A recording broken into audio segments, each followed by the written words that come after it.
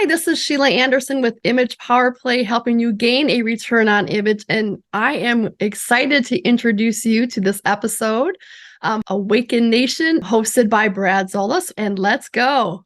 A huge shift is taking place on planet Earth. People seem to be waking up. Tired of the way things used to be, they are creating something brand new and changing the world we live in. My name is Brad Zolas, and I get to sit down with the next generation of idea makers, the disruptors, and the game changers. Everyday people, just like you and me, from all over, who are doing amazing things. Welcome to Awakened Nation. Ladies and gentlemen, I have a good friend on my show today. How long have we known each other, Sheila? It's been a while, like a decade, I think. Almost a decade. Yeah, long time. It's been fabulous. Fabulous. This is a word we're going to use a lot today. Yeah. Because Sheila is much more than an image consultant. She's an image designer. Am I using that term right? You are. You are. And we're going to have a lot of fun. And how did we meet? I think it was through Leah Woodford. I have to give a shout out and a thank you to Leah for introducing us. And Jeffrey Hazlett, I think you were at one of his big events in New York City as well. And that's how we met.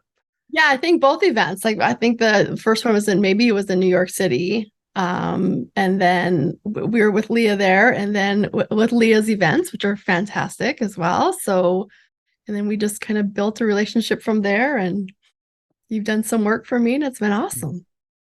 Ladies and gentlemen, you're in for a real treat today. I am going to read Sheila's bio, and so impressed with your work, by the way. Sheila Anderson, CEO of Image Power Play, is not only a personal brand strategist and speaker, she is an image and impression management expert driven to empower corporate professionals across the globe in growing their strategic visibility. Her exceptional talent benefits executives at any level in polishing all facets of their brand, appearance, attire, behavior, body language, and more, to power brand-aligned personal presence and communication style. Personally drawn to the influence of impression management, Sheila has successfully cultivated her own unique style as a business owner, image consultant, personal brand strategist, and sought-after speaker. From professional modeling that includes runway, print, and TV commercial work to a career in brand management, Sheila draws from over 2 decades of experience when speaking and producing in the world of impression management. Please welcome to the show, Sheila Anderson. An absolute delight to be here and quite an honor. Thank you, Brad. You're welcome. I used to do voiceovers in case you hadn't noticed.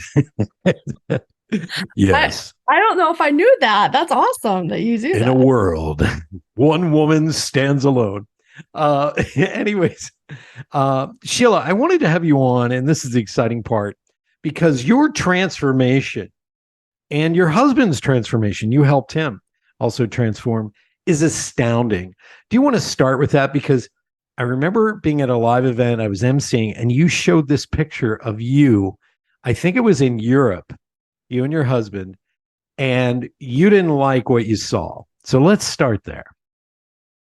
Oh, okay. So the picture that actually was Washington, D.C. There's a picture of me, Washington, D.C., and there's a picture in Tennessee. It really doesn't matter where it was. But those pictures I looked at and I went, I don't even recognize that person. Like, who is that person? I don't feel like the reflection that I saw was who I was on the inside. And so I just, for years, I've had this whole body positivity thing has been a big deal for me from grade school until right now, right? That's something that I continually have to struggle with mentally, and that I overcome it and I'm doing awesome. And then, sometimes that little voice comes back in, and we all have that, but it's society that puts that thought in us, that what is the perfect body, and that formed an impression of me when I was really little, because like a lot of young girls growing up, you're looking through those fashion magazines and you're seeing people on TV and everyone was this model perfect thin. And do you think you know the story a little bit? But when I was growing up, I would cut out photos of pictures of women or outfits or whatever, and I would hang them of things I liked, and I would hang them on my bedroom wall. And I looked at those all the time. And so that's what the perfect woman looked like to me, is what society thought the perfect woman was. And so I think that's a deep seated thing that I have had for years and years and years, that I had to overcome. And it wasn't easy. And I remember seeing those photos of me before, I just really felt invisible. And didn't feel like I was really showcasing who I was. And you know this, I am very creative. I tell people I really am just an art chick at heart, and everybody to me is a blank canvas. Even myself is just a blank canvas, and what can I do to enhance it and bring it to life and bring it to make it come to life. So I looked at those photos, and it was really disheartening. And so again, I loved fashion from a very young age. And so I just kind of figured out how I could dress my body at the size it was. So at that time, I was a plus size, and it didn't even really mind so much the number on the scale. It was maybe how the clothes were hanging on me or how they fit. And at that time, probably it was in the early 90s, the plus size clothing that you saw in retail wasn't as good as it is now, right? There's a lot more options now. Back then, it was very dowdy. It was matronly, old lady. And I'm like, I am in my early 20s, and I don't want to look like I am, or 70s. So I became super frustrated.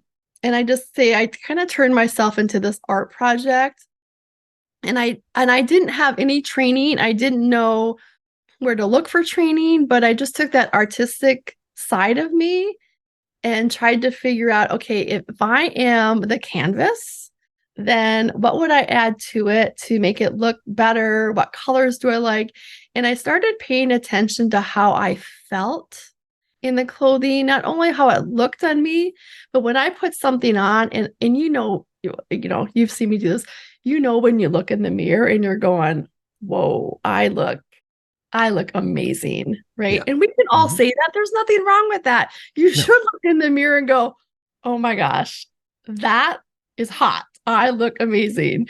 So, but I didn't see that, right? I didn't see that for a long time. And, but I paid attention to how the clothes felt on my body. And that's the thing I work with my clients on now is, how does that feel when you put that on?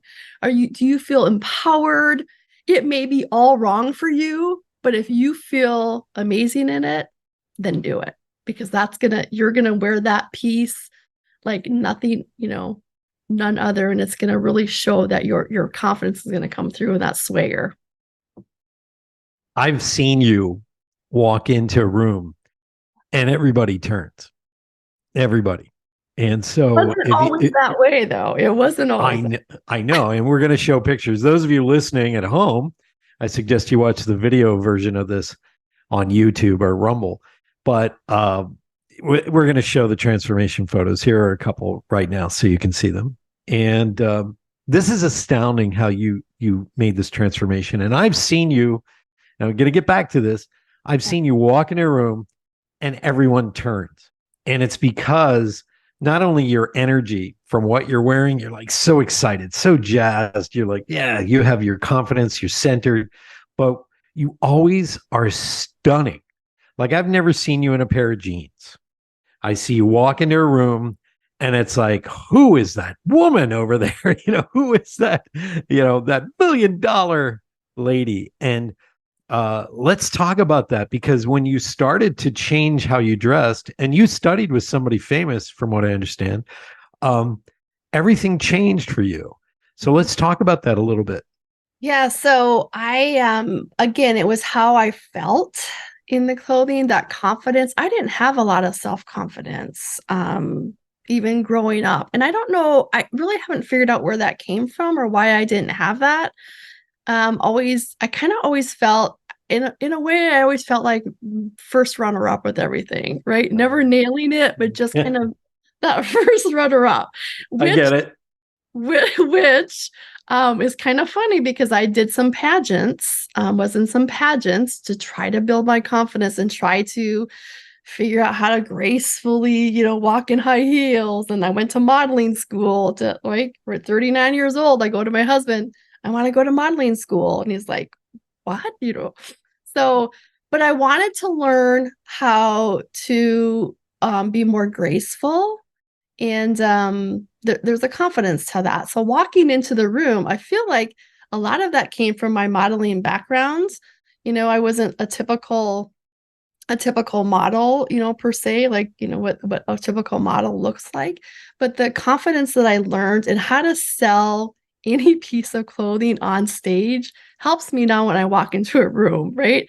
I know how to walk into a room. I know how to hold my body. I know how to hold my stature and all that, but it's genuine. I don't walk in fake, but it's genuine. I me, I love people, and I just want everyone to come into my what I call my love bubble, right? Just want everybody to come in and right, let's just have a good time. But that swagger when I walked into the room wasn't always there, and it took time to build.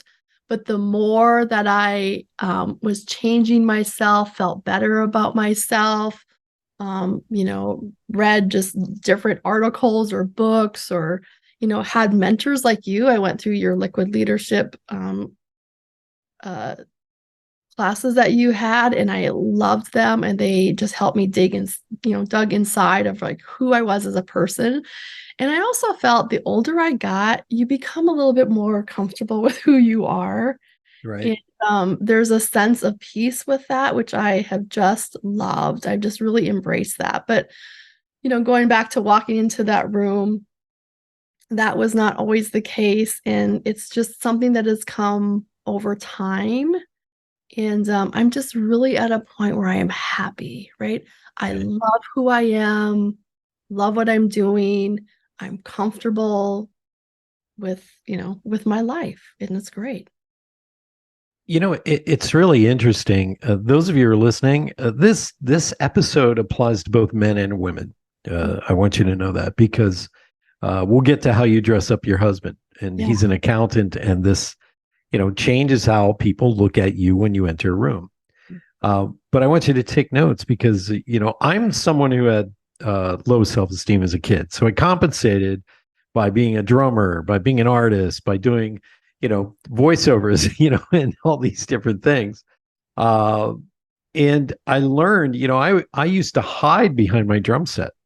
Mhm. It was very easy to sit behind the drums, and the people are like, wow, look at, but moving out from behind the drum set to stand on a stage, that was one of the hardest things I ever had to do because you're naked, right there, every emotions on your face, everything. So I admire anybody who steps up to the plate and kind of goes, okay, I don't like how I feel or what I see in the mirror, and they do something about it. So I love that you do that. And your keynote speeches, by the way, are great. I love watching you speak. Let's get into this. What do you recommend to people who are just starting out, who want to, maybe improve on their image or don't even know where to start, let's say? Yeah. So it's inward first, right? We look inward first before we get that exterior. So the first place I start, and you kind of know this in the branding world, it's that brand personality, like figuring out who you are as a person. Who are you? Right? What are those 5 words or 5 objectives or adjectives that would describe you? And then can we narrow it down to 3? And we really look at those to figure out how is it that you want to come across. And I always say, what is that word or those words that you want to own in the minds of others when they think of you, when they see you, when they interact with you, or if they're recalling any of those touch points they've had with you? What are those few words that you want to come to mind? And then what you have those words, and that helps form what your signature style can look like, what colors probably would evoke that message. So that's a place that I start with people, but it kind of like it comes down to who you are. And it's a good exercise to figure out what are those words that people use to describe me. Ask people, ask other people. And sometimes that's people sometimes are going to be nice, but you also can look hopefully they're going to be nice, but you also want some honest feedback, right? You know what, maybe I admire this about you, but this is one thing that I think maybe hinder you in some way. So whatever that is, figure out what those words are. And that's how we start. And then that's where I start adding those different layers. So now let's create the signature style. So the signature style has to kind of tie back to those words. And every look has, you know what the brand archetypes are from Carl Jung, right? I mean, so there's looks to those. It's the same thing with your style. So for me, I'm very visual. Everything I do is that visual identity for people, that creating the signature look, and looking at some other brand attributes as well. Yeah, but it's starting at the brand word. I agree with you, and you do have to listen to the hard lessons, and somebody willing to tell you something. Donna St. Louis sat me down one day and she said, you giggle, like you have a little chuckle when you get super serious and you tell somebody you have to do this, and then you ruin it by doing a little chuckle at the end. I was like, really? And she's like, yeah. She says, if you have an intention and you are commanding someone and you're stating something, stick to it and stay in that mood. And I didn't take that well at first, because I was like, and I realized, that is I'm delivering information that might be a little too intense for some people. Right. And it has to stick. And so I took that to heart when she said that. I was like, oh, damn, that's an amazing observation. But for me, as a man, when I'm in a business meeting or I go somewhere, I've discovered this, Sheila, and you please rip me a new one on this, but I discovered when I would wear the typical business uniform that everybody else wore, the blue shirt or the white shirt with a charcoal suit or whatever, it didn't work for me. And I learned through the years to wear darker colors for me. And one of my favorite outfits that I wear is I either wear a wine-colored button-down shirt with a nice big collar, with a charcoal gray suit and a nice handkerchief, pocket square, or I wear black and charcoal. And those colors pop for me, but it's the pocket square. I always get an unusual pocket square, and I never wear a tie. I wear ties at funerals, yes, but I don't wear a tie on stage, especially. And those colors have served me well because I've checked my own colors. So how do we start with that? Checking, people don't even know what your colors are. What are your colors? Are you a fall or a winter or summer, And so let's define some of that. So that is, I love that you recognize that didn't work for you, the suit and tie. So sometimes society will say, if you are an employee of a company, sometimes they have a dress code and you have to adhere to that sometimes, right? Right. If you're the entrepreneur or coach or consultant, you have more freedom, which is good and bad, because now you have to own it, and you have to pay attention to that. So do you want to stand out or do you want to blend in, right? That's the question. Right. And it's okay if you want to blend in. Maybe that's who you are and that's what you want. That's okay, right? I can help you do that. But most of the time you want to stand out. So if you sticking to a suit and a tie, you're just going to blend into everybody else, and that's not you for sure. No. So color psychology, right? We can talk about this all day long, but I do the color draping. I think it's helpful. There's a lot of different systems out there. There's ones with just the 4 seasons. There's ones with like 12 different variations of it. I've tried them all. I don't know if I've tried them all, but I've tried most of them.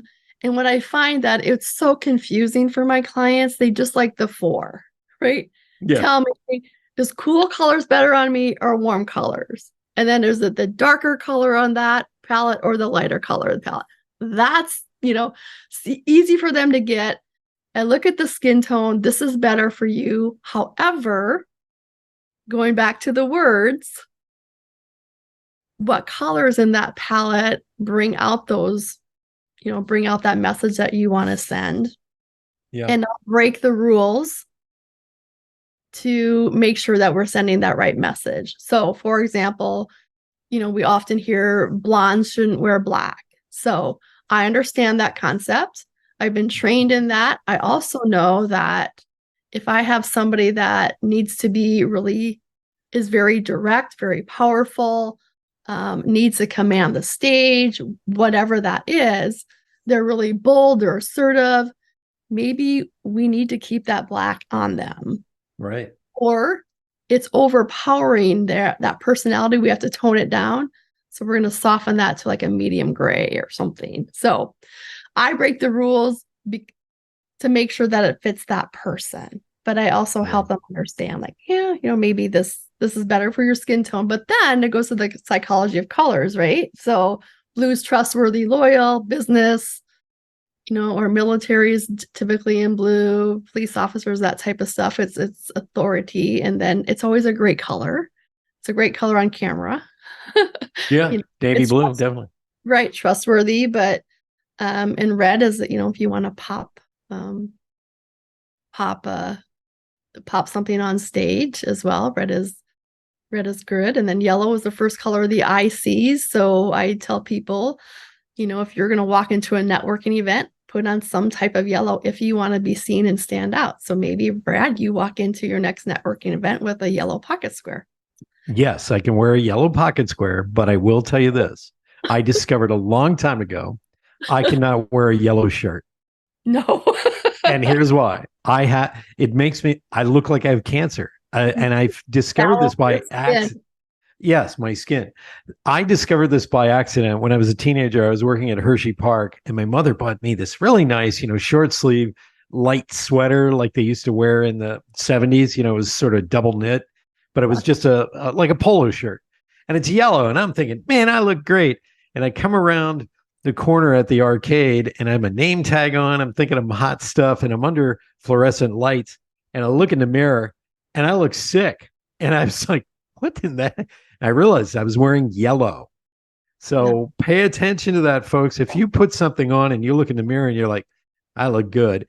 And what do you put on? And you look in the mirror and you go, that is not my color.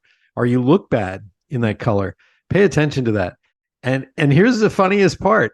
A lot of times those things we don't look good in, someone bought that for us as a present. So I was just going to go there.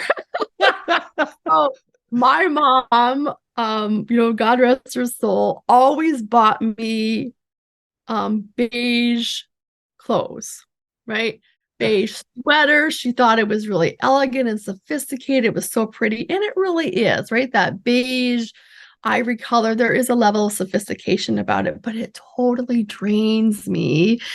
And and for me, I love color. So I just felt terrible in it. But then also pay attention to what colors people compliment you on when you're wearing them. What do you get a lot of compliments on?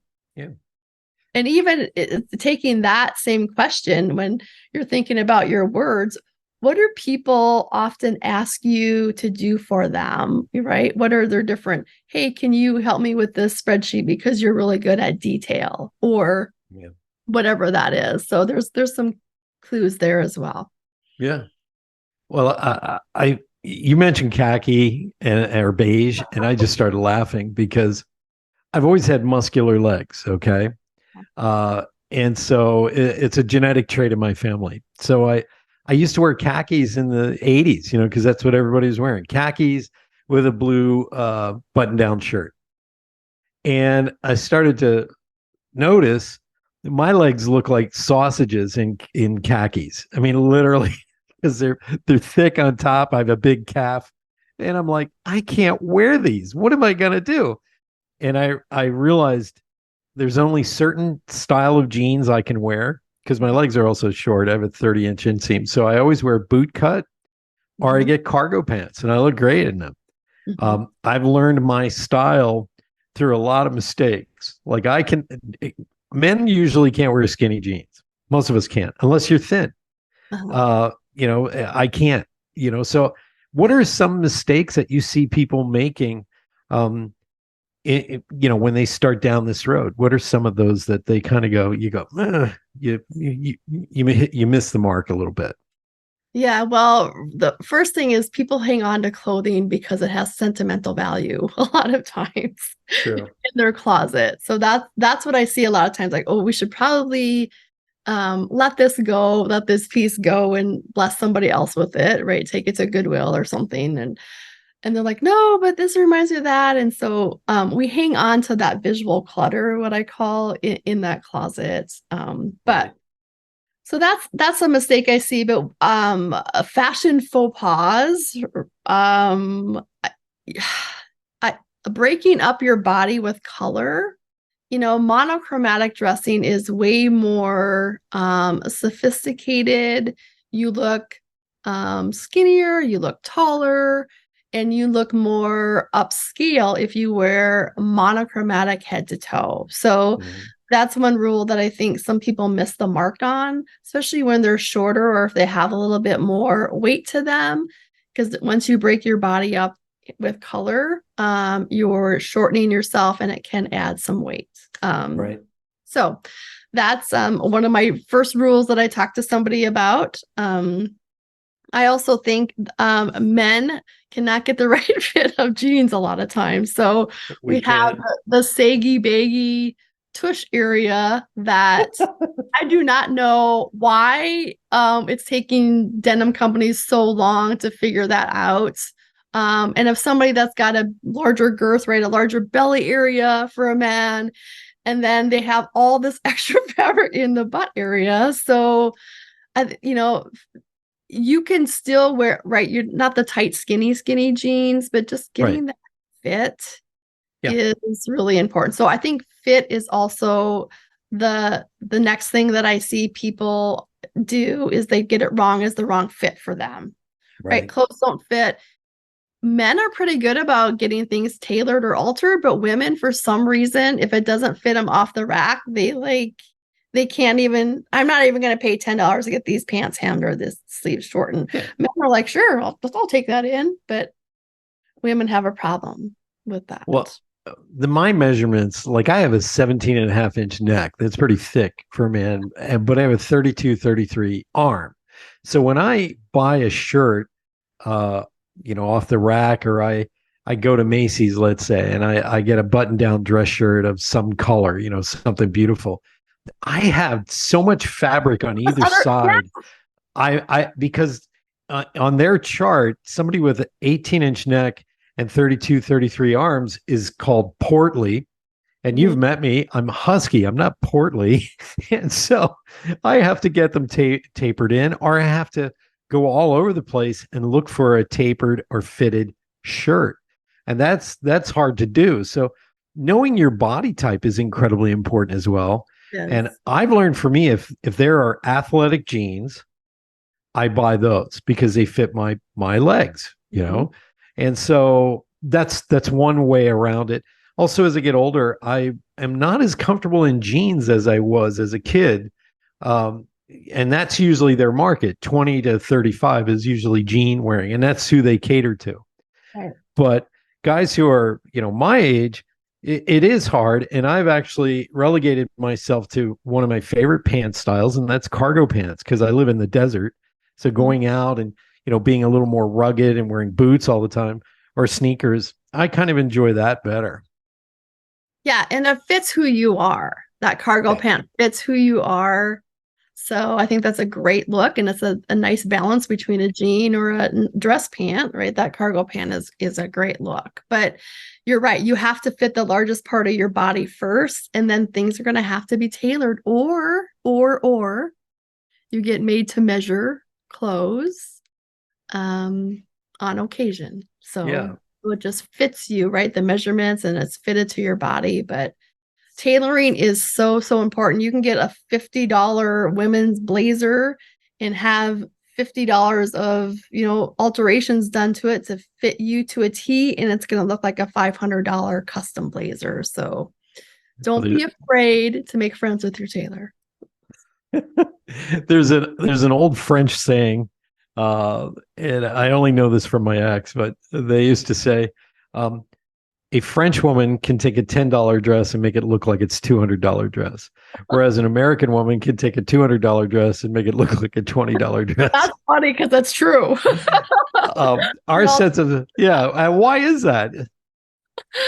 I think the French women they're very tasteful, and their figures are, they take care of their figures. It's a good look for them, right? Who knew that bread and soup could make you thin? But I guess it's a testament to the American food supply. But they're classy, right? It's classy fabrics, right? You're paying attention to the texture and the fabrication of clothing, and I don't know. I think they just do it well. It's sophisticated. I also think French culture is older culture. So, whether it's food or fashion, they've been doing this longer. Yeah. In America, we have a lot of we're always on the go. Success is measured differently today. We have rap stars that are billionaires. Sean Puffy Combs, if you look at his style, he brought back elegance. He brought back that style that older men had, for the new generation. Damon John as well. His style, when FUBU first came out, although it's rap, sort of centric, it's beautifully done. It has style to it.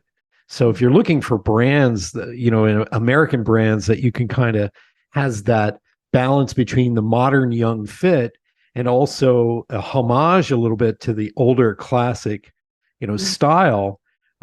I recommend those. I want to ask you this. I've always maintained my wardrobe and looked stylish through the years for one thing, one thing only. I believe there are certain things that must be in a man's closet or a woman's closet that are just classic. They never change, and they're always your go-tos. What are they for you? For me personally, or just for me? Yeah, or in general. Maybe you've had clients where you recommended certain things, and that was their go-to. Yeah, dark jeans, dark wash jeans, straight cut, or a little bit of a flare boot cut. Always in style, never goes out of style, right? So that dark wash jean, I love. A lot of people have like that little black dress, but I say, what about the little red dress? let's upscale that. So red is your color though. Like when you and I first, when we first started working together, everything you wore was red. Your photos are red. Your glasses were red. I was like, what is going on? And it's so you. Yeah. And I've seen some women, not all, but I've seen some women who get into that red and it's not their color. Yeah. But you wear it and wear it well.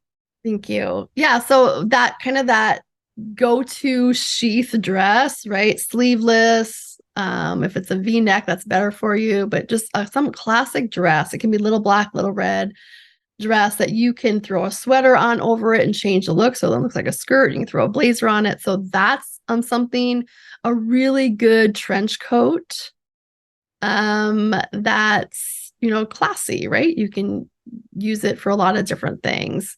And then I like a statement necklace for a woman. So one really nice statement necklace. It could just be a bunch of pearls. It can just be, depending on their personality. So for men, I love a watch. That's I think that's your best accessory is your watches. So you could have a collection of watches. So that's That's something that you absolutely need in your wardrobe. You always need like a long sleeve shirt and then some type of jacket or a sport coat. Navy is always going to be good. There's a navy or a blue color for every, if you're whether you're warm tone or cool tone, there's always a blue color. So that's always going to work for you. But I think my number one thing for men are watches. And then pay attention to your shoes for both sides, because people can make assumptions on your level of success by the shoes you're wearing, right? Keep them polished, keep them current.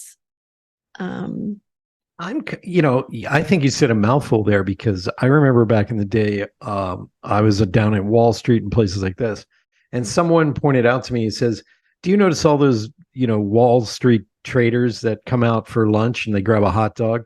They're buying dollar hot dogs with everything on it, wolfing them down, Coca-Cola, running back in to do their trades. And he said, look at their shoes. And I said, what are you talking about? He goes, look at their shoes. If their shoes say they paid $50 for those shoes, or $20 or whatever, because remember it's the 80s. That's what they're making, because these traders, sometimes they'll be up 200 grand, sometimes they'll be down 500 grand, and they owe that. Mm-hmm. So they can't go out and buy expensive stuff yet. And I never forgot that lesson. So I have been brand loyal on my dress shoes for probably 40 years. I only buy Bostonians. So I recommend to men, I mean, tell me if I'm right or wrong, but I recommend to men, you find that brand that fits your foot really well. Like, I know guys who wear penny loafers, but they got small feet. You probably shouldn't be wearing penny loafers just because they're trendy or stylish. But for me, a nice kilt and tassel shoe is incredible for me, or an Oxford cut. Mm-hmm. So what do you recommend for men? Because honestly, you have transformed a lot of executives and it has changed their career. And I want to get into that because, we can talk all day about, well, purple's your color, man, but what is the leverage point that you are using for executives to increase their business? Because it does. I think it was Forbes that wrote about this. They said 42% of investors' interest in a company to invest in it is based on the CEO's presence on television, the internet, and how they look. So this is a big deal, folks. If you're taking notes and you're kind of going, whatever, this is really important for your career. So let's get into that. What's this is return on your look, return on image, as you say. Right. Yeah. So I believe in that so much that I trademarked return on image, right? So your ROI. So you could be leaving money on the table with how you're showing up. And not even you could be, you probably are. So think about how you're dressing when you're going to your office on Zoom or whatever that is, but you're representing your company, whether that's you yourself, you're just the only employee, solopreneur, or you're a Fortune 100 or whatever. You're representing all of those employees as well. So that whole company lies in how you're showing up. And one of the ways you're showing up is, what you're wearing. And you talked about the shoes, right? The shoes are just, everything has to just look thoughtful, right? Everything needs to be thoughtful, and it has to look like you cared, like you are disciplined. And when I look at people and they're put together, I think, you know what? They care, and I know they're going to take care of me. And if I see somebody that's disheveled and, they just kind of threw themselves together, then I'm like, I don't know. It leaves doubt in my mind if they're going to be able to take care of me as a client. Right. So I base my decisions a lot of times, and people say, oh, we never base our decisions on what people wear. We do. We all do it. We do. Yeah. It's the same as a book cover, right, Brad? I mean, we scan the whole, the bookshelf and those book covers. It helps us see, do we want to open that book to see what's inside? Or I tell people, do you have curb appeal? right? What am I going to just drive by you because you don't have a lot of curb appeal, or are you going to make me stop and go, I want to see what's inside, right? What's inside you. So it's really, really important on defining your style, your signature style, and not looking like everybody else as well. Like, right, you have figured out what works for you. But fabrication is a really big deal too. Buy the best you can afford at the time, right? Quality over quantity is always going to be your friend. And it's going to, when you start feeling better about that too, you're going to be able to command higher fees. And you're going to have self-confidence. So I remember something Chris Widener said to me, and he's one of the top keynote speakers in the world, actually. I remember meeting him at an NSA convention, National Speakers Association. And when he spoke on stage, it was effortless. But somebody gave him a hard time about this brochure he had made, and it had gold stamping on it, and it was expensive. It was like $25,000, brochure that he paid for about him and his keynote speeches. And he said something that just stuck in my head for the rest of my life. He says, when you hand somebody my brochure, it tells them immediately that I'm a $25,000 an hour speaker. Correct. He says, when I hand that over, they have no doubt what category I'm in, and they hire me immediately. He says, do you want to be that speaker who designs all your stuff in Word? Or do you want to be that speaker that when they hand it over, they look at you and they go, oh, our executive committee needs you, and they will throw money at you. And I feel it is the exact same thing with, creating an image, creating a brand. You are a personal brand now. And you do that with Image Power Play. Talk about your process. And when you work with a client, what do you do the first thing? I know you talk about going with him, but what's the next phase? Yeah, well, the next phase from that is we do figure out what your signature style is. So there's an assessment I go through, lots of questionnaires, lots of talking through to figure out and nail down really what is your look. Because it ties back into what message do you want to send and what are your goals, for your career or for your personal life, right? Maybe you're single and you want to attract you want to start dating, or you're recently divorced and want to start dating, or you're starting a new business. And, there's different things that are going on with your career and your personal life. And so we kind of talk through that. But then my very next step with that person is creating that signature look. And that takes a couple months to figure out what that is. And then I do, right, it's a lot of questions. I have a system. I've trained with one of the pioneers in the image industry. I've trained one-on-one with her out in her home, out in California. So, very, very fortunate. There's only a few of us that have been personally trained one-on-one by her. So, who was it? Elise Parsons is her name. Oh, wow. And so I use her system, and then I have fine-tuned it a little bit with some of the brand archetypes as well. But so it's a signature look. And then you're with me for a year, right? You have me on retainer for a year. That's probably the best package, because what I find is if you're with me maybe 3 months or 6 months, you don't always get everything implemented. And sometimes it's easy to fall back into old habits. So if I'm with you for that year, I can help guide you through the, monthly call. I clean out we go through your closet then as well. I can do that virtually, or in person.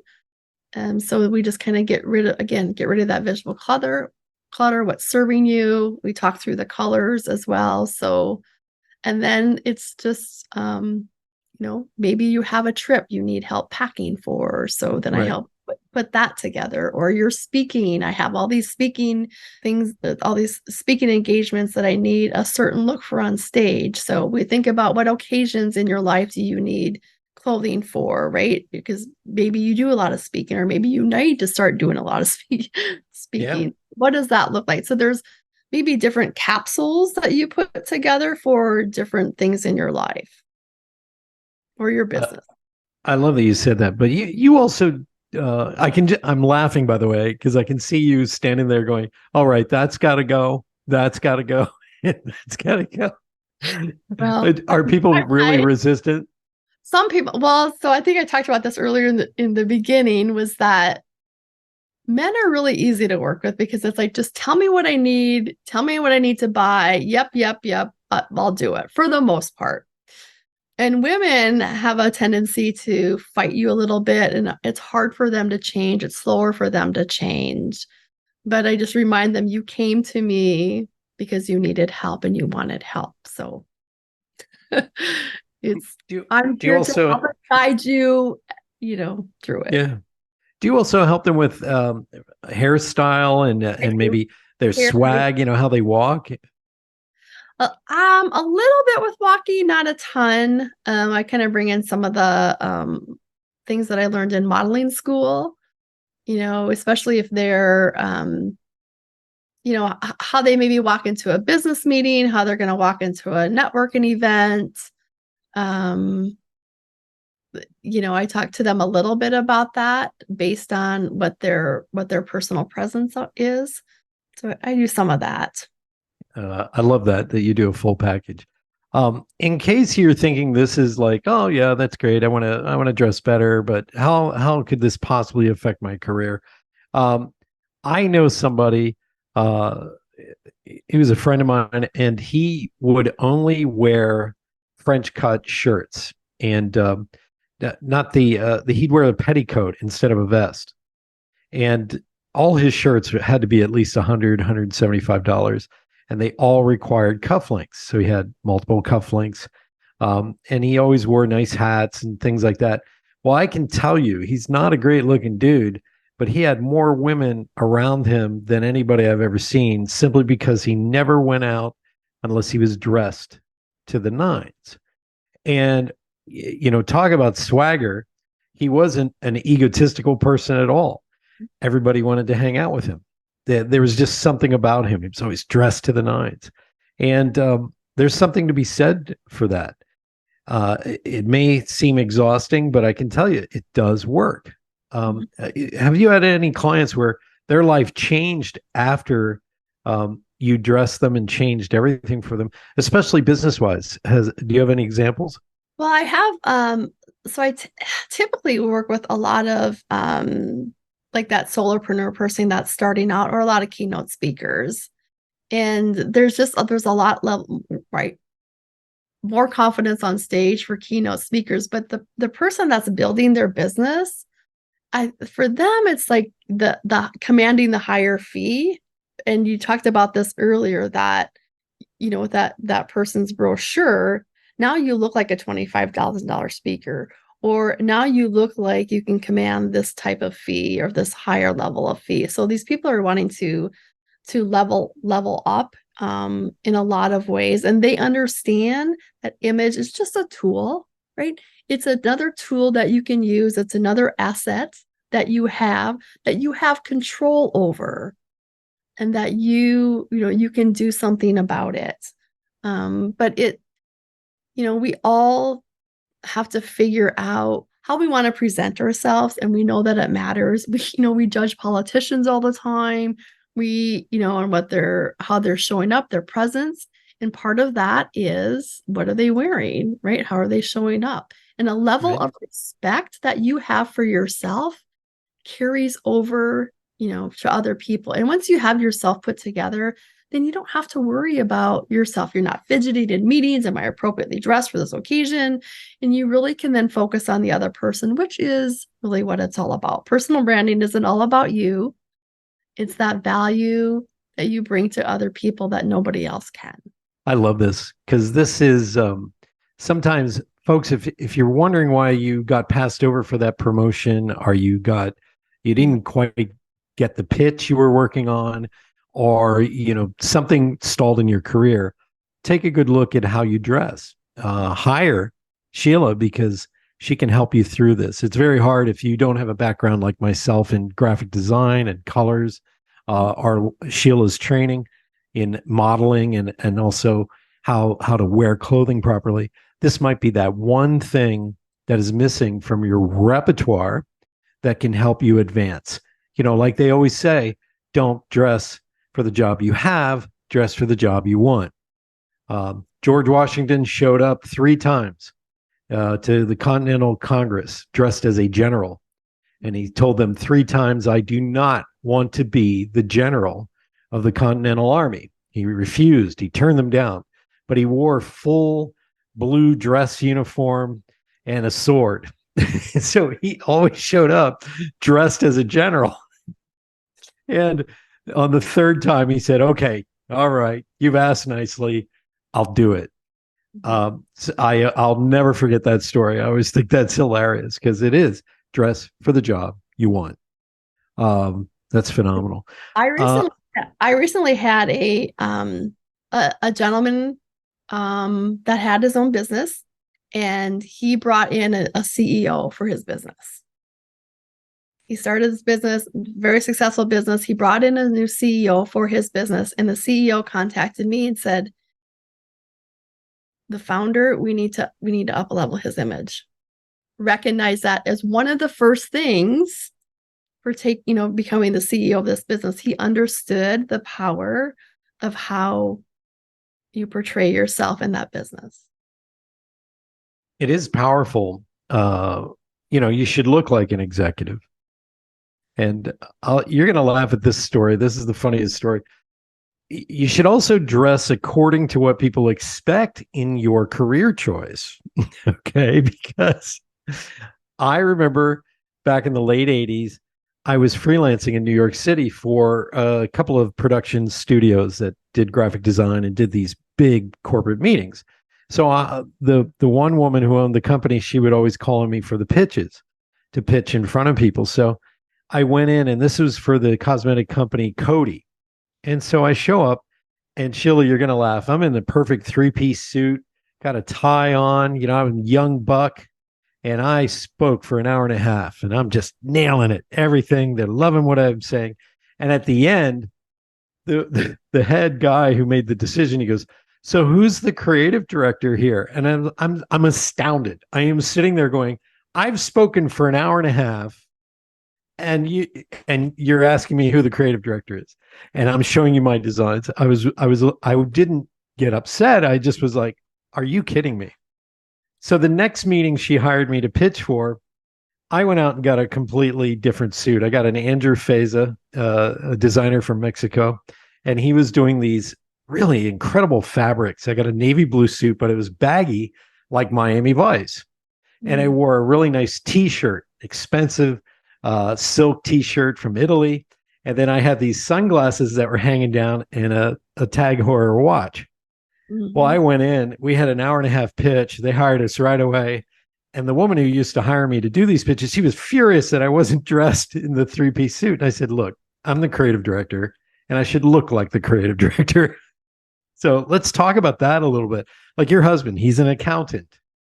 You're an image consultant. You have to look the part, kind of. Yes, absolutely you do. And I love that story because one of the industries that I see people struggling with is interior designers can decorate a room like nobody's business, super creative when it comes to themselves. A lot of them just are really plain or simple, right? They don't know how to dress themselves. So I'm like, you're an interior designer. I don't even see that. So there's got to be some element of what you do that people can see that, right? You are that creative director, and you don't have to go full blown creative look, but there's a little element to you that says they're creative. There's a little element to somebody that says, oh, they're in the financial services industry. But again, talking about the balance of blending in or standing out. So right. My husband is a CPA, has his own CPA firm, and we have all just pictured what a CPA looks like when I just said that. So we all have that in our mind, what we think somebody in the accounting field looks like. But he's got a creative side to him that has been stifled for a long time that we were able to bring out because he is pretty artistic. and he's really creative. And again, in accounting, you kind of have to be creative with numbers, right? It's like a puzzle all the time, and there's some creativity there. But so for him, he still wears a suit and tie every day to work, and that's very comfortable for him. But we're able to bring that creativity in his ties. He loves vintage cufflinks. I don't know. He's hundreds and hundreds and hundreds and hundreds of cufflinks. And that's his style. That's his signature. He loves it. So, right. It's a signature piece in his signature style. So whatever, you think about that. If you talked about wearing that white t-shirt that you had with that suit, but it was a nice Italian t-shirt. It wasn't, right. an Old Navy t-shirt that you put under this really nice jacket. So, people think about like Mark Zuckerberg and his hoodies and his t-shirt. Well, I'm telling you, those are probably several $100 hoodies and that type of stuff. But going back to your point, like, what does somebody in the creative industry look like? What does somebody in the financial services industry look like? But then, do you want to stand out, or do you want to blend into what that look is? So, well, I'm going to show some pictures. Not a right or wrong. Yeah, I'm going to show some pictures of you and your husband, and your husband's look stands out beautifully, because when you see him, and I'm going to ask everybody who's watching this on YouTube or wherever, Rumble, doesn't that guy look like he commands top dollar to save you money on your taxes, okay, and your bookkeeping and everything, and make sure that he's there for you if there's an audit? And that's what he looks like. He looks like a stable, successful CPA. And I love that, because, you're right. So many people make a judgment call within 7 seconds of meeting you. And not right even away. It's so much quicker than that now. It's not even 7 seconds. It's like milliseconds. Yeah, it's true. Yeah. Well, I take my attributes, I think, are my smile, my hair, my winning personality, and then the dress code that I'm in the Southwest, so I can get away with wearing, like leather jewelry with my watches. I have Tag Heuer watches, $2,000 watches. And I also cap it off a lot of times, especially if I'm working with a diverse work group or cross-generational group. I always make sure I have some pretty hip, cool sunglasses. Like I have a pair of sunglasses I always have in stock. I get every color there is, but they are the steampunk John Lennon glasses, and they fit me perfectly. Like, it's like, whoa, where'd you get those glasses? And so I recommend this to especially people in the insurance industry and places like that, and they're pitching to younger target audiences. You can't be wearing that 3-piece suit your grandfather wore.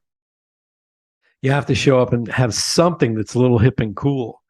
And I got to tell you, you'll win those accounts if you don't try to look like your grandfather's, insurance salesman. You'll look more like, that guy's in my corner.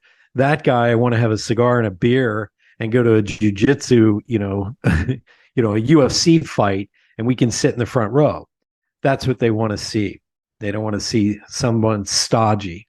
They want to see hip and dynamic. And I think that, you can actually look younger if you dress better. Am I correct?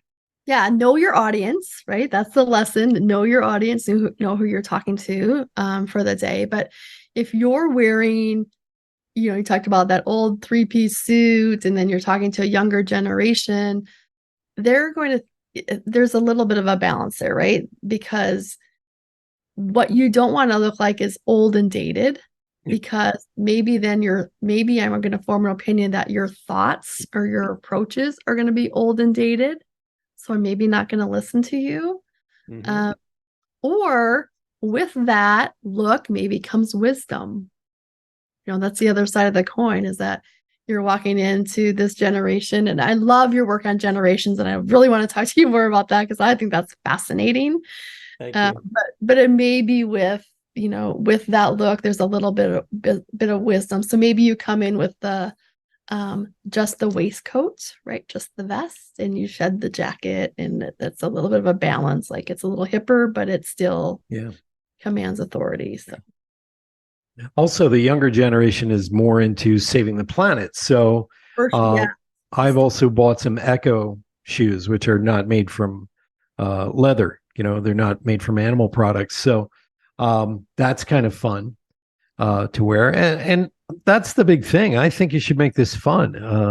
Am I right on that? Yeah, absolutely. It should be, your favorite place to shop should be your closet, right? That's your favorite boutique. You should be able to open up your closet and go, right? That's what I want for my clients. And that's what I want for you, is like, that should be filled with everything Brad, everything Sheila, everything you. So that should be your favorite, but it's got to have fun, right? You got to have a little bit of fun.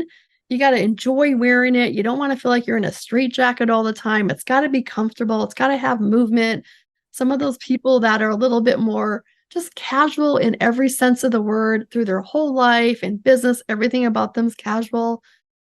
They have a really hard time dressing up, and it's okay because you just change the fabric, right? Maybe it's a stretchy jet blazer for you, that type of stuff. So there's things that you can do, and we want to have fun, right? Yeah. Have fun with the look. Sheila, how do we get a hold of you? You know what? The best place, oh gosh, I'm like a lot of places. My email is probably the easiest. So Sheila@imagepowerplay.com. If you want to look there, I'm on Facebook as Image Power Play, or I'm on LinkedIn as well. You can find me on LinkedIn. You can go to my website, which is in flux at the moment, but it's, the old site is still up there, but it's imagepowerplay.com. You can go there. I love Instagram. I'm kind of just everywhere. Yep. Now, you're on the board of advisors for the C-Suite Network, working with Jeffrey Hazlett. I know Jeff real well. How's that? You having fun with that? Because that's an amazing group. It is phenomenal. It is phenomenal to be with just an amazing network of people that want you to win, want you to succeed, sharing business strategies. It's the people that you can call if you're having some type of struggle in your business or just whatever. So some of my best friends have come from the C-Suite Network. I have loved it. And they have podcasts, they have books. Yeah, they got it all over there. They have a lot going on. So check them out, the csuitenetwork.com. Yeah, my book, Liquid Leadership, is featured over there. So yes. I've known Jeff probably, I can't tell you how long. It's been a while. Every time I run into him, I'm like, Jeff! Excellent mentor of mine, yeah. He's great. He's also quite a bit taller than me. So I'm like, hey, buddy.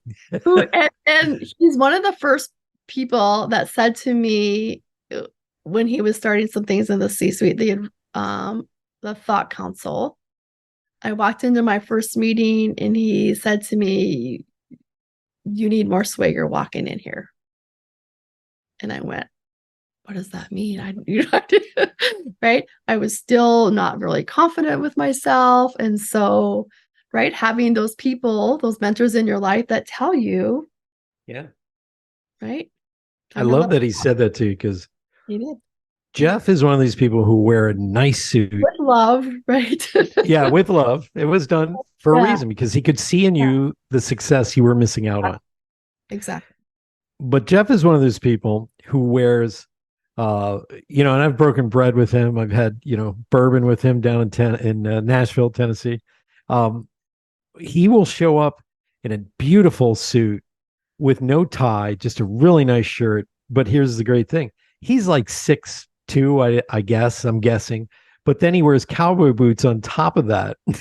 So he's usually the biggest guy in the room. and he's a good old boy, gun toting, steak eating, model American. And I love having conversations with him, but he's bigger than life. And I say this only because I want my listeners to understand, stop cowering behind what you've been told you should be and become what you want to be, which is an extraordinary person.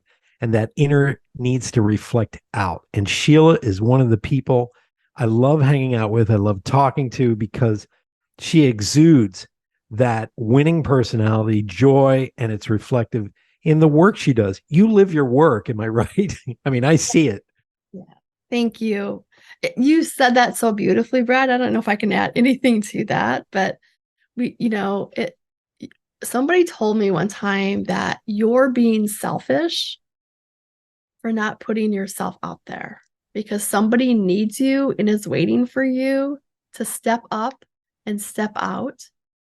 And that was powerful for me. And so that's something I keep in the back of my mind all the time. If I'm feeling a little reserved, or should I do this? Is it time to, level up, right? We all are in those, you level up at times, I have to level up. I mean, we're constantly growing, right? We're trying to be better and better and better. But that has stayed with me a long time. Like, am I being selfish for just staying status quo because somebody out there is waiting for me to step into the next phase? And Well there's guys said. that will help you. Yeah. Well said. And some of you may, you may not agree with us, but I can tell you this. I had a friend from high school call me up, and an incredibly humble man. Him and his wife are, they're Christians, and they don't believe they should brag or do any of these things. And he had been at this company consulting with them for 5 years, and they refused to hire him. And so we got on the phone, and I listened to his way he spoke, and he was too humble. There was no reason for them to lean forward and go, man, we need you full time. And they were looking for a full-time person. And I just told him right to his face, I said, there's a moment in time when you have to stop being humble and stand up and shake the tree. And I told him exactly what to say. I said, I've saved you money here. I predicted the future here. You're learning and you're growing over here. I think you're losing money by not having me on full time. I said, and guess what? He called me 2 weeks later. He got the job. And so this is what Sheila does. This is what you do. Return on image. Am I right? Thank you. Yes. It's time to, take yourself seriously, right? Yep. Time to level up in a lot of different ways. And so one of the ways you can do that is how you're showing up. Ladies and gentlemen, you got to reach out. Image Power Play. Look for Sheila A. Anderson on LinkedIn, Instagram. She's everywhere. And her style. She also posts a lot of pictures after she dresses up her husband. She takes up these. You take these like photos like they do. I dressed my dad, who's 80 years old. Oh, no kidding! I got to see those as well. But you do like a fashion board. Like you take your husband close up with his handkerchief and his patterned, suit, and then his cufflinks and his tie. And I love when you do that. It not only shows how much you love him, but also you get to express your creative joy at dressing him up. Right. So look for the hashtag Tie Tuesday, and I bet he'll show up. Tie Tuesday. I love that. Thank you so much for being on Awakened Nation. We're not going away yet. I always have my lightning round of 3 questions, but is there anything you want to say, in this part of the show to help some of our listeners? Yeah. Oh gosh. I feel like we've said a lot, right? They've had a lot of feedback from you as well as myself. And so I just want you to think about, like, what are your goals for your life? And what's holding you back? And are there ways that your image or your personal brand can help you reach your next level? And think about, like, what is it that you really, really, really want? And don't hold back. Don't hold back. I love that. Thank you, Sheila. So was that painless? Yeah. Yes, it was. All right, we're going to go into the lightning round here, ladies and gentlemen. This might be a little bit more painful. Well, I love teasing you because you're so easy to tease. You know me, I'm mischievous, that way. So my first question is, what brings you extreme joy? Art. Really? Yeah. What I kind? Do you have a specific type? I think it's just maybe it's like more color, but anything artistic, right? Anything it could be fabric that looks like art to me, art pieces, art galleries. I love that. Nice. Yeah, I love going to a good museum. The Impressionists. Yeah. Do you have a favorite Impressionist, like Jackson Pollock or something like that? Oh, I don't. I mean, I probably should. Yeah, I I love think it all, and I admire it all. Like, there's never anything that I look at and go, ugh. But me too. And my degree's in art, so I love going to looking at technique. It's like uh, Mondrian, Seurat, Van Gogh, of course, but Modigliani, all very powerful um, artists of their day and age. My second question is this: do you have a favorite memory? oh wow. Um, well, the thing that instantly came to mind was growing up on in South Dakota on the Missouri River. So anytime I think of something happy, it revolves around the river. It revolves around growing up, boating, just being at the lake. And there's something so peaceful for me anytime I see that river because it takes me back to I had a really nice, a wonderful childhood. And I know that's not the case for a lot of people, but that anytime I see the river, the Missouri River, particularly in South Dakota where I grew up, for me that's centering and it's peaceful and it's tranquil. And so that, I mean, that's what first came to mind is just the happiness of growing up on the river. And I guess my final question is, if there was anybody you could have dinner with, living or dead, who would it be? Grace Kelly. Wow. Yeah. And why? But she fascinates me in a lot of ways. But to Yeah. go from right a Hollywood to a princess, and then what was that like? What was that transformation from Hollywood to a princess and being very much in the public eye? And I think there's such a level of elegance and sophistication that I would love to pick her brain on.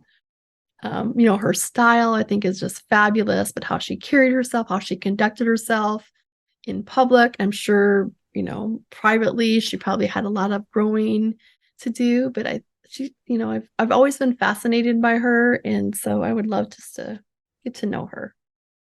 Princess of Monaco. Yes. Um, On too soon. yeah, gone too soon. My grandmother looked like her. That's Mhm. why we had a fascination, my family, with Grace Kelly because of that. So good answer. Wow. Yeah. Well, I And feel like I should have grown up in the 50s because that's, I look back at the women then, how they conducted themselves, how they dressed, just even the homes, it's all of it. I'm like, I love it all.